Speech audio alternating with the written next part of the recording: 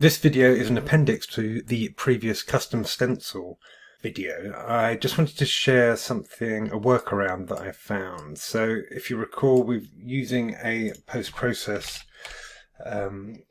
material to create this mask where we've got our environment in grayscale and our mesh here in the material, the color material that is applied to it. Now, one of the things that I noticed when starting to want to fade in or out this effect, I ran into trouble when I was trying to change the settings in post-process volume. So something is happening, but it's not working entirely. So there is an effect, but it's not smooth. And when I get down to 0, it snaps. So it's snapping on and off. So that's no good. I didn't want that. And then also when we look at our post-process material here, we have the same thing happening on this slider. So you don't have kind of granular control. So if I come into my material, you can see I've made a few modifications. I now have a multiplier node here plugged into a material parameter collection scalar value. And I've also got a multiplier node here, and I have got a material parameter collection vector value that I'm masking the RGB. So now when I save, come back to the world, and we get our material parameter collection here, now when I change that value, you can see I'm just fading the background to black. That's what I've asked it to do in the material.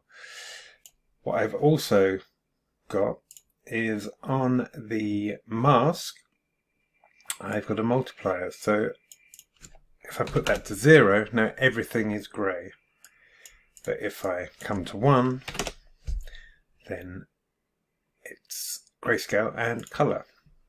So you can, of course, sort of play with those values.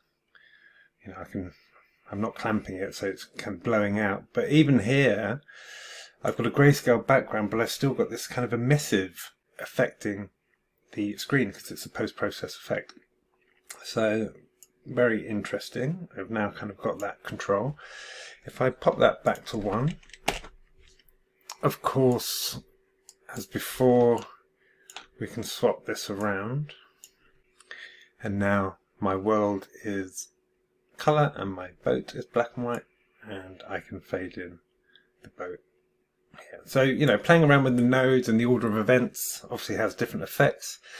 The reason that I wanted to start playing around with this was because I was thinking about in Half-Life Alyx, when at the end one of the characters blends into a white space. Well, maybe it doesn't blend into a white space, but I wanted to create that effect. So I thought, actually, let me just concentrate, pop that in there with a blend screen node. Now, let me swap those back over. Apply it and save. So, you know, maybe you get to the end of your story or the level, it's triggered by an interaction.